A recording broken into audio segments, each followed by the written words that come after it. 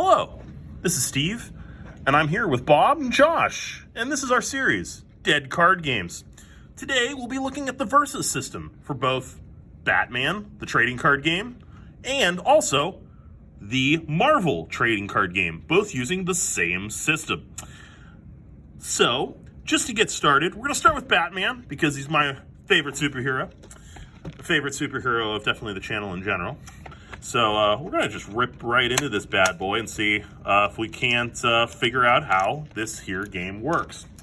Of course, they make this absurdly hard to open because, well, of course they don't want you to be able to get into it while you're sitting in Walmart. And we'll get through this eventually, guys. I'm now just gnawing on it with my teeth, and it's not working terribly well. But Bob, you've done some research on the Versus system. What are your thoughts? So, from what I could find about Versus, it was published by Upper Deck, the baseball card company. Oh, neat. And it started in 2004. It ran to about the end of 2008. And they got the superhero license because there was the Marvel side of things, the DC side of things, and there also was a special limited release that had Hellboy stuff. Hellboy? So they were doing some Dark Horse then. Yeah, but that was the only thing they had outside of Marvel and DC. As far as the game itself goes, I know there's different card types, and I think they have different backs. There are characters, locations, plot twists, equipment, and I think you have multiple decks. I'm not that familiar with the rules. All right. I do know that because there wasn't that much published of it, they printed a lot of these kind of like starter decks and dual decks, versus decks types of things, with like a couple expansions. So because it had a smaller card pool and everything, it felt a little more like it feels like a little more like a living card game than a collectible card game. That does make sense. And basically, the lessons that they learned from this, I think they eventually used to do Legendary, because Marvel Legendary, they put out, I don't remember how many years ago now, but it's been popular ever since. It's got tons of expansions. They're not collectible. They're just, set packs in the boxes. And then they started expanding it to other properties like Aliens vs. Predator and Firefly and things like that. Awesome. Well, thank you for the information. So, they do give us a quick start rules, which I actually always appreciate the fact that they are willing to publish something like this, because really, at the end of the day, it does behoove you probably to go through this whole rule book, but they're really trying to encourage you to be able to start this game immediately, which is great. In fact, even on the back, they have a set of all of the phases of the game, which looks kind of similar to the phases in Magic. You have a draw phase, build phase, resource step, recruit step, a formation step. Then you have combat, attack, and recovery. So, I mean, it seems simple enough, but let's take a look at the cards and see what we get in here. Obviously, they want to throw us a Batman, and it's Ra's al Ghul. So that's pretty neat. That definitely makes sense to me as far as the characters that they'd highlight. So it looks like this is actually gonna be 2 decks. Yeah, so they're gonna be probably 2 30-card decks in this. So it's Batman versus Ra's al Ghul. So I'm glad they have it separated too, unlike the I think it was the Teen Titans game. Yes, the Teen Titans game did not. Yeah, they did not separate. So that is a huge improvement.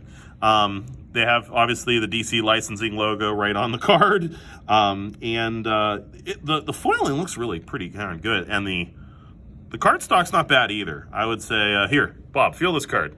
Here, Josh, feel this card. Thoughts? Better than Mortal Kombat. The foil's like really thick. The foil card's like twice as thick as a regular card. So that could probably have some issues, actually, to be honest. It could if there was any tournament play or anything. The regular card stocks, it's decent. It feels a little bit thinner than a Magic card. It's just as springy though. It's got a decent coating on it that doesn't feel like too rough or like too glossy. Yeah, it looks like a pretty good feel to it. And actually, on top of this, looking through the cards here, we're actually looking pretty good on, like, they really chose they chose good art. Like, they got actual comic book artists to do the art on these. Another thing that I'm definitely noticing here about the cards is it does seem like the cards make sense. Like, they have costs, obviously. We have power and toughness. I think this is probably, and it does feel like Legendary, like you were saying earlier. I've definitely played some Legendary. They have the plot twist cards, just like in that game. Locations is an interesting thing. So, like, I'm guessing that's just basically like an area enchantment for the card, which is pretty neat. And, like, they really did choose some pretty cool looking cards here. So, like, they have extra Batman. They have, so, like, just as an example here, like, this is your premium Batman, the Shadow of the Bat, Gotham Knights, versus a normal Batman. You're looking at like half the power.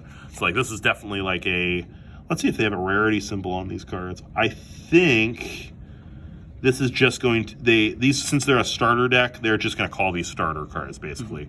So it also looks like they kind of have sort of like a creature type on there, because the foil Batman has the Gotham Knights on the type line, and then the next card in the pile there, you just passed it as the second card in the stack, has something that references like whenever Batman or another Gotham Knights character does something. So. Yeah, becomes stunned, each of your opponents lose 1 endurance, which I'm assuming that means that's your endurance. But so it's probably what's their so 2 endurance. Well, I think endurance is your life total. Oh, well, okay, there you go. That makes actually a lot more sense, because that would just kill like Commissioner Gordon. Because I know players had like 50 whatever, and I'm assuming they called them endurance. Yeah, and they're still calling this attack. So, like, this is still your attack stat here. But this is this is your Batman deck, and it all makes a lot of sense. I mean, it looks pretty cool. I think they did a good job on this, really. So let's look at the Ra's al Ghul deck. He's obviously going to be just as good as Batman as far as the stats go. He's got some little stuff going on there. We got Bronze Tiger, Hook. Oh God. Lady Shiva, Kyle Abbott, Merlin. So getting into some of the Arrowverse stuff there. Talia al Ghul, Whisper, and then they have the same plot twist cards, but they have different. They have the Ubu encampment and the Flying Fortress as the thing. So it looks like they're fairly evenly balanced. I think that's on purpose, obviously, to make sure that these are nice little competitive decks. Looking over it, honestly, this might be one of the games that I would like to actually play around with a little bit. I think it's got legs. I mean, I think there's a reason why they were able to adapt this to an actual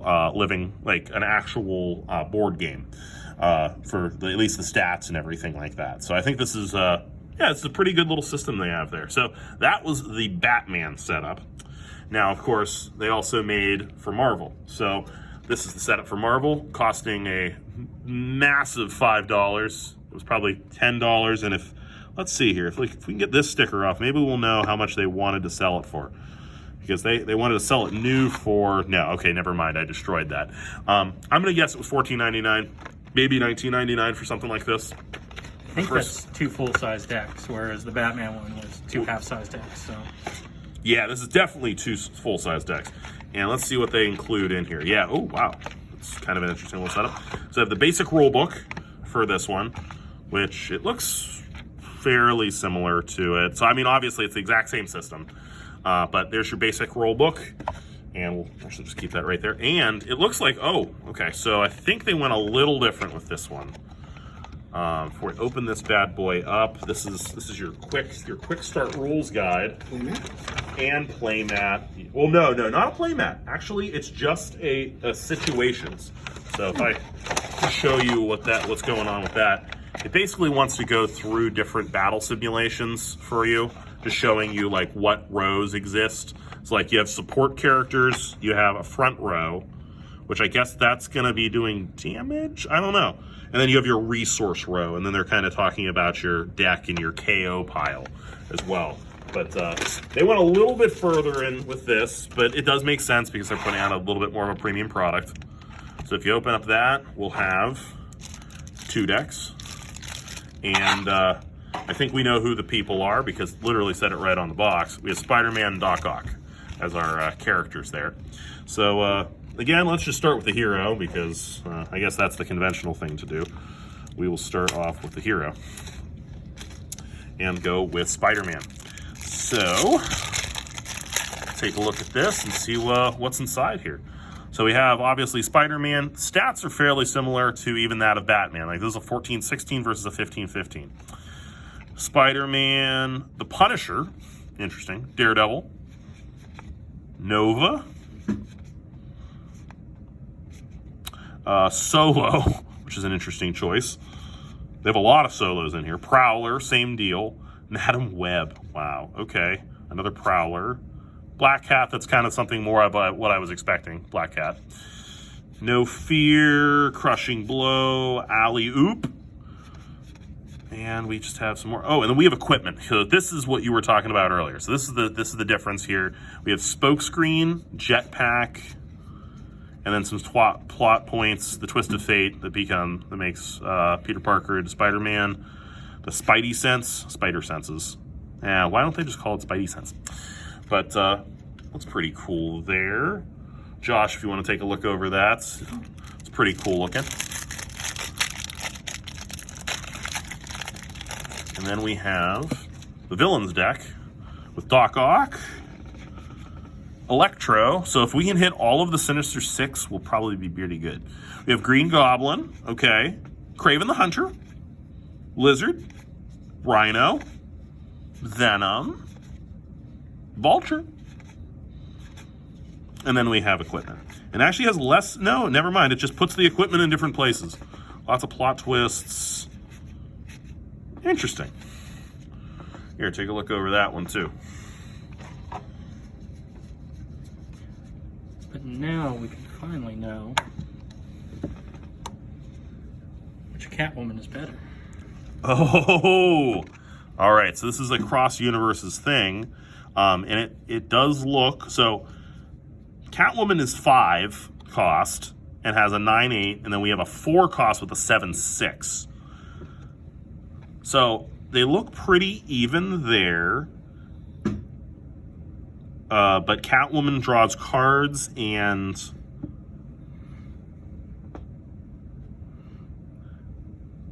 Black Cat causes them to discard cards. So they're actually pretty even. I would have to admit that they're probably pretty even cards. Okay. Let's see, Punisher and that Batman are real close, but not that Batman. Not that Batman. No. But that Punisher does definitely have something going on. Activate, discard a Spidey Friends character card from your hand, and KO a stunned character. That's pretty good. That's just like an activated ability. And then this is a triggered ability. Whenever Batman or another Gotham Knights character you control becomes stunned, each of your opponents lose 1 endurance. That's pretty good. Like, it's just a drain effect that you get just from playing out Batman.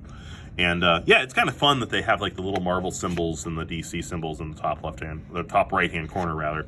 Kind of gives you something else to look at there. I really like with just the card style too, how like the foil cards really pop the comic book art, and like the foiling's not overdone. It isn't. No, it's really not overdone.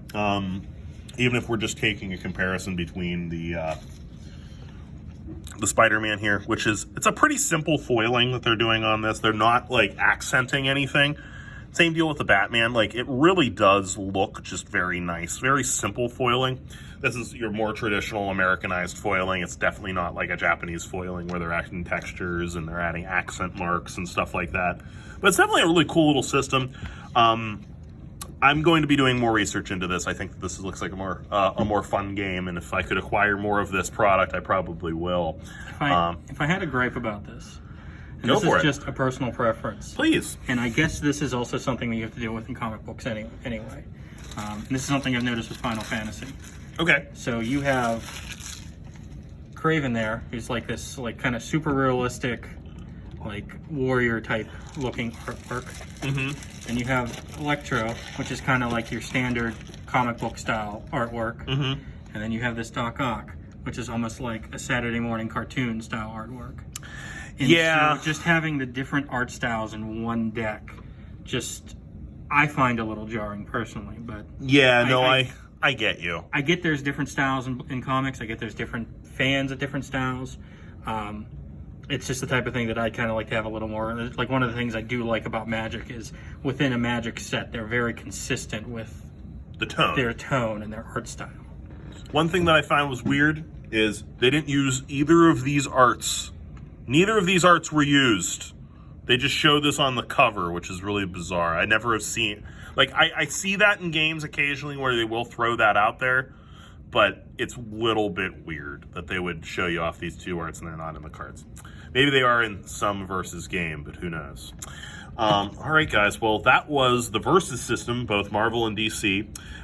If you like this video, make sure to like, share, and subscribe. If you didn't like this video, let us know why, and give us a thumbs down. Just lets us know that what we're doing is fun for you. And I would say if you had the opportunity and you saw this in a bargain bin, go for it. It looks like a fun game that could eat up a good afternoon for you. All right, guys. Have a good rest of your day. Bye-bye.